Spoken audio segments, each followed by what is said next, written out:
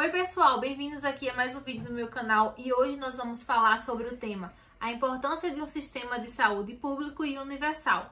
Vou te dar possíveis contextos para a introdução, possíveis argumentos e possíveis intervenções para a sua redação.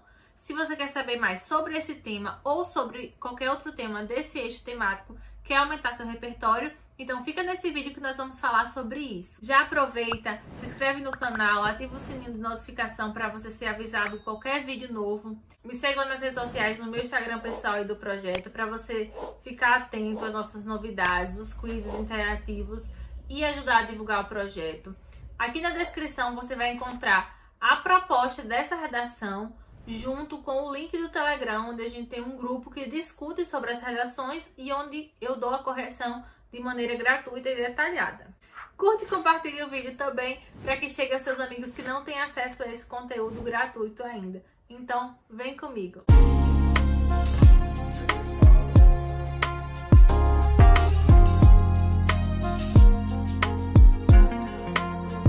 Primeiro, nós vamos falar sobre os possíveis contextos. O contexto é aquela primeira parte que você coloca na sua introdução. É uma citação, é uma alusão histórica, é uma caracterização, é você dizer o que é aquilo, definir, é o que você coloca para a gente entender em que contexto nós vamos discutir aquela redação. Esse contexto, ele tem que funcionar como eixo central da sua redação. Sempre que você argumentar e relacionar com a sua tese e com o seu tema, você também tem que relacionar com o seu contexto. A primeira ideia de contexto que eu vou trazer para vocês é vocês relacionarem a história da colonização do Brasil, como era a saúde pública naquela época do Brasil colônia e império, para vocês chegarem como é o SUS hoje e como ele avançou. Vocês precisam entender que durante o Brasil colônia não tinha nada voltado à saúde pública. Muitos índios, eles morreram por causa das doenças trazidas pelos europeus nas embarcações e eles não tinham resistência a essas doenças. Então nós temos uma morte em massa dos indígenas. Nós tínhamos aí um acesso à saúde determinado pela classe da pessoa, ou seja, apenas os nobres e pessoas com muito dinheiro tinham acesso à saúde no Brasil colônia. As outras pessoas, os indígenas, os escravos, quando precisavam, de ter atendimento médico, eles precisavam recorrer à filantropia da igreja, alguma coisa como instituições de caridade. A gente destaca os trabalhos das Santas Casas, desde aquela época, nas instituições católicas que auxiliavam principalmente os indígenas nesse processo de obtenção de saúde. Só que esses espaços eram obtidos através de doações, não tinha nada de um governo, até porque nós éramos colônias, então nós tínhamos que se remeter ao governo de Portugal e ele não ia investir na saúde de uma colônia. No ano de 1808, teve a vinda da família real para o Brasil. Quando a família real chegou aqui, eles começaram a instituir a faculdade de medicina. Então, eles abriram a primeira faculdade de medicina do país e começaram a formar os médicos brasileiros, porque até então os médicos que tinham aqui eram médicos estrangeiros, mas ainda continuou o acesso super restrito. Como é que você vai colocar isso na sua introdução? Como você vai relacionar com o seu tema? Você vai colocar que o Brasil, por muitos anos, desde o seu período de colonização, pela sua forma de colonização, que foi de exploração, teve esse entrave na saúde pública. Então, a saúde pública ela não existiu desde o início e por muito tempo ela não existiu. Por isso, a gente vê o quanto é importante a existência do SUS hoje, porque nessa época as pessoas morriam por não ter acesso nenhum à saúde. O próximo contexto histórico, ainda falando de períodos até chegar à atualidade, você pode falar também sobre o pós-independência, ou seja, depois que o Brasil se tornou independente, se tornou um país, como que passou a ser a saúde do país em si? Porque você poderia dizer que a desculpa de não ter o investimento na saúde ainda é porque era apenas uma colônia de outro país. E agora, que era um país, teve investimento para ter saúde para todas as pessoas? Após a independência, Dom Pedro, então, instaurou algumas medidas e determinou a criação de alguns órgãos para fiscalizar a saúde pública em geral. Porém, esses órgãos e entidades eram apenas para fiscalizar o aparecimento de epidemias. Por isso, era mais um controle sanitário do que um serviço de saúde que era oferecido. E aí você tem as primeiras medidas de saneamento básico. Desse período para cá, você vai ter no final do século XIX e início do século XX várias revoluções, principalmente na cidade do Rio de Janeiro, que era a capital ainda. Você vai ter uma série de medidas sanitárias que visam melhorar a higiene e diminuir a epidemia, doenças contagiosas que no meio urbano, que não era tão limpo, que não tinha o saneamento ainda, não chegava a todo mundo, você tinha o alastramento dessas doenças. Então foi combatendo isso que começou-se a pensar em saúde no Brasil. Você tinha a luta aí contra vírus como a varíola, e quando você começou a ter questão de profilaxia com as vacinas. Por que tantas doenças nessa época? Além das condições insalubres que as pessoas moravam, tinha esgoto em céu aberto, os lixos não eram descartados de forma correta. E aí você tem em 1904 a revolta da vacina, que é um primeiro movimento sanitarista no Rio de Janeiro, onde você visa erradicar várias doenças, só que você não dá o acesso da maneira correta à população, porque é uma população que não é informada. É uma população que nunca foi acostumada a ver a saúde pública, nunca foi acostumada a ver alguém se preocupando com ela. Então você chega, você bate na porta dessa pessoa, você derruba a porta, você pega lá a força com a injeção desse tamanho e aplica nela. E você não consegue explicar para ela por que aquilo é bom. Por isso você vai ter a revolta da vacina. Nesse momento que as pessoas não entendiam a importância daquilo por faltar educação em saúde. Lembrando que eu falei todos esses períodos históricos para vocês terem noção de como foi a evolução. Claro que aí no meio já existiram várias outras medidas de saúde que foram iniciadas e retiradas, mas esses são fatos interessantes que vocês podem pegar isolados, vocês podem pegar uma progressão dessas épocas para comparar como é hoje. Você precisa saber como era ruim antes para dizer como é importante o SUS hoje.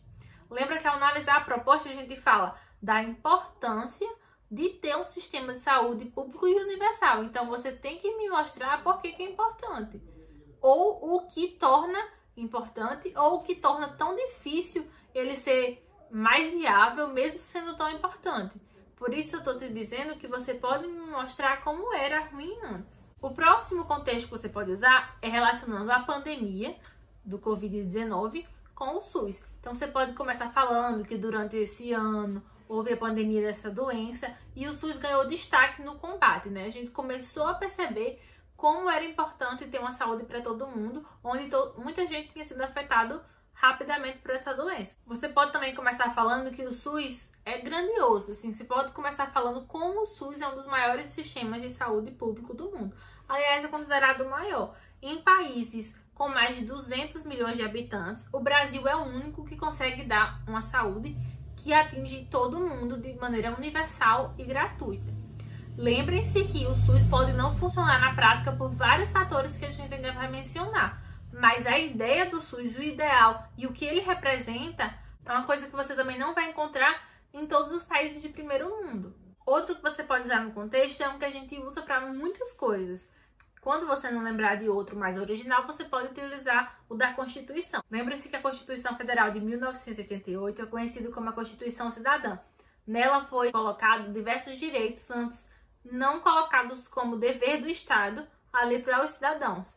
Um deles foi a saúde. Então, a partir dessa Constituição, a saúde foi colocada como direito do cidadão que deve ser dado pelo Estado. A partir dessa Constituição, a saúde passou a ser direito de todo mundo, ser universal e precisava ser financiada pelos recursos da União. A Constituição também ela estabelece os 5 princípios fundamentais que o SUS deve ter, que são a universalidade, integralidade, equidade, descentralização e participação social. Não vou falar agora para vocês porque eu vou citar esses conceitos como argumentos possíveis para a gente usar na redação. Então, por enquanto, eu vou só citá-los. Como foi importante a Constituição também dizer quais são os princípios do SUS. Ele não só disse que tem que dar uma saúde pública, ele falou como essa saúde tem que ser. Outro contexto que você pode usar na sua redação é a questão da complexidade do sistema do SUS por essa ação integral, né? Que a integralidade é um dos princípios, mas você citar como o SUS ele atua em diferentes áreas. Ele não está ali só nas consultas médicas, nos exames, nos serviços prestados à comunidade. Ele está em outras formas também. Você tem a vigilância sanitária, epidemiológica, vigilância ambiental, fundações e institutos de pesquisa, além de todos os hospitais, laboratórios, hospitais universitários, então você tem uma abrangência muito grande, você tem vários níveis em vários âmbitos do SUS, então não se restringe só a hospital, cirurgia, remédio, exame. São muitas outras coisas que estão em jogo quando a gente fala de SUS. Indo agora para possíveis argumentos. Olha só, quando a gente fala que a redação é sobre a importância de ter uma saúde pública e universal, como eu falei para vocês, ou vocês vão me dar 2 argumentos que provem que o SUS é importante, ou você vai me falar lá na tese que o SUS é muito importante, mas tem desafios, tem percalços no meio do caminho aqui no país, para que esse SUS ele seja, na prática, como deveria ser na teoria. E aí você vai me dar 2 dificuldades, 2 empecilhos. Ou ainda melhor, você pode usar outro tipo de argumentação. Você pode usar um argumento falando como o SUS é importante e o outro argumento dizendo o porquê que ele ainda não é na prática tão pleno como é na teoria. Por isso agora eu vou trazer primeiro argumentos que demonstram a importância do SUS e depois dificuldades. Eu vou utilizar para cada argumento um princípio do SUS. Por quê? Porque os princípios do SUS já nos ajudam muito. Ele já tem os princípios formados e esses princípios já nos ajudam a entender por que é importante.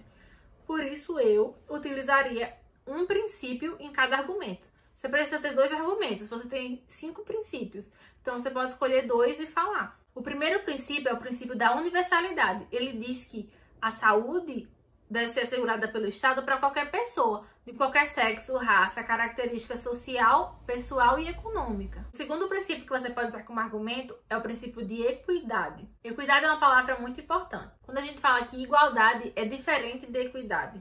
Igualdade é você tratar todo mundo igual, desprezando as diferenças das pessoas. Então, justiça não é sinônimo de igualdade, justiça é sinônimo de equidade. Inclusive, tem uma frase de Aristóteles que resume muito bem isso. Vocês podem usar nesse argumento também, que é: devemos tratar igualmente os iguais e desigualmente os desiguais, na medida das suas desigualdades. Então, eu preciso dar para as pessoas o que elas precisam, que nem sempre é igual para cada pessoa. Por isso, você tem a possibilidade de investimentos maiores, onde a carência também é maior. Outra coisa que você tem no SUS é o princípio da integralidade, ou seja, você vai tratar o indivíduo de uma forma completa. Você vai pensar em ações que se conectem, ações de promoção de saúde, prevenções de doenças, tratamento e reabilitação. Então, você vai pegar as pessoas no antes para prevenir, no durante para remediar e depois para reabilitar essas pessoas. Então, você pensa no ser humano como um ser integral, um ser completo. Você pensa na saúde física, na saúde mental. Então, muitas coisas estão envolvidas no princípio da integralidade. Outro argumento e princípio do SUS que você pode utilizar é a descentralização. Isso é muito interessante. A Constituição nos garante que o SUS ele é dividido igualmente. Então, você tem responsabilidades do governo federal, do governo estadual, do governo municipal. Então, não é um só governo, não é só uma esfera, um nível governamental que é responsável por ele. Isso ajuda como? No sentido de que você não responsabiliza uma esfera só e se ela falhar, o resto vai desmoronar. Então, você tem essa divisão bem certa, todos têm autonomia, todos têm o poder de decidir como vão tratar a sua saúde, seguindo as diretrizes nacionais, que são determinadas por órgãos máximos. Outro argumento e princípio do SUS muito interessante é a participação popular, garantida pela Constituição. Como é importante saber que as pessoas podem participar de conselhos e execuções de políticas de saúde. Então, sempre você vai ter a consulta às pessoas para formular estratégias, controlar, avaliar essa execução do SUS. O importante é ser avaliado por quem usa o sistema de saúde. Vocês entendem que vocês usarem o argumento que seja também um princípio do SUS e deixar isso claro na sua redação vai aumentar muito seu repertório. A pessoa vai dizer, poxa, essa pessoa sabe os princípios do SUS. Então é uma carga muito grande de informação que você está trazendo. Você não está só jogando que tem que ser universal para todo mundo. Você está jogando que tem que ser universal porque é um princípio do SUS. E aí você vai mostrar como é universal. E aí você vai trazer um exemplo, você vai trazer uma frase, uma citação que deixa esse argumento mais robusto. Agora nós vamos para os argumentos que mostram como é difícil, o porquê que o SUS ainda tem esses problemas na prática. O primeiro é o subfinanciamento. Nós sabemos que por mais que o governo invista até uma quantidade razoável de dinheiro no SUS, é muito pouco em relação à importância que ele tem na sociedade, em relação à quantidade de pessoas que ele atende. A importância que ele tem não é proporcional à porcentagem de direcionamento de verbas que tem no geral do governo. Então, outras áreas que têm menos importâncias sociais, às vezes, ganham mais dinheiro do que o SUS, que tem tanta importância, que tem tanto gasto com insumos, com pessoas de qualidade para trabalhar, profissionais de saúde, e construção estrutural, seja ela física mesmo, estrutura de prédios, ou tecnológica como máquinas de exame, tomógrafos e etc. Outra coisa que impede muito o investimento no SUS é o crescimento do setor privado em saúde. Eu acredito, na minha visão, dentro da área de saúde, ter estudado também o SUS, que a saúde não deveria ser mercadoria. A saúde pública deveria ser acessível a todos e de qualidade. Porque quando você brinca com saúde, é uma coisa muito séria. Como vocês viram aí na questão da proposta de redação, por exemplo, nos Estados Unidos, que uma pessoa se tratou do coronavírus e voltou para casa com uma dívida milionária.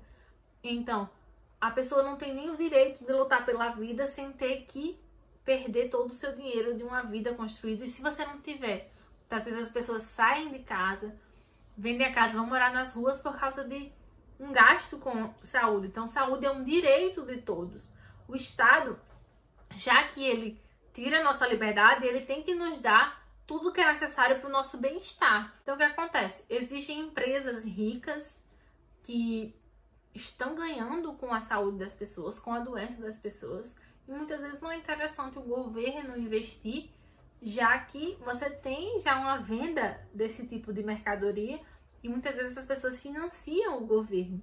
Então, por que eu vou investir na saúde pública se eu posso transformar isso em uma mercadoria e lucrar com isso?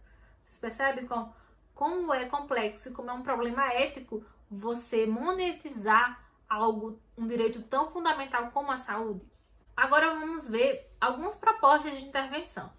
Nesse sentido de SUS, de saúde pública, a gente não pode ir muito para o lado de outros agentes, como mídia, que algumas pessoas gostam de usar, a população, os pais. Nesse sentido, a gente tem que focar no governo, porque se é algo que é o governo que tem que dar para a população, não tem como a gente fugir. Você já começa, governo federal, através do Ministério da Saúde, que é o ministério responsável por isso, você já queima o seu detalhamento, não precisa detalhar mais a proposta. Nessa expressão, governo federal, através do Ministério da Saúde, você já bota seu agente e já bota seu detalhamento. Agora você vai precisar falar o modo meio, a ação e a finalidade. Não tem muito o que falar aqui, não tem muito como ter propostas muito ousadas. A primeira é aumentar os recursos, né? Tem que ter mais dinheiro, tem que ter mais investimento. Então isso é o principal. Através do quê? Do redirecionamento de verbas. O que precisa ter também? Eu não posso só jogar dinheiro sem fiscalizar, porque o que acontece muito no SUS, através desses poderes descentralizados, federal, municipal, estadual, você tem muitos desvios no caminho, quando a verba vai passando. Então, você tem muito desvio. Por meio de que você vai fiscalizar? Então, você vai ter que criar sistemas normativos, tem que criar novas leis, tem que criar novos órgãos fiscalizadores, tem que criar um portal de transparências para as pessoas verem como o dinheiro está sendo gasto no SUS, cadê, quantos remédios tem nas unidades, quantos profissionais foram contratados. Você também tem que ter a informação para a população. Outra coisa é você dizer à população como ela usa o SUS. Muita gente não vai em busca do seu direito porque nem sabe que aquilo é direito dele, que é dado pelo SUS. Não sabe onde procurar, não sabe como chegar, não sabe nem que pode receber. A sua intervenção vai depender também do problema que você colocou. Você não pode colocar uma intervenção que não resolva o problema que você colocou na argumentação ou na tese. Por isso, vai depender do que você colocou. Mas eu acho que com esse vídeo já deu para abrir um pouco as ideias de vocês, ajudar as pessoas que ainda estão em dificuldade com esse tema e com esse eixo temático. Então, eu espero que vocês tenham entendido. Me mandem as redações lá pelo grupo ou pelo meu privado. Vocês vão achar lá no grupo do Telegram. E é isso. Uma boa semana a vocês.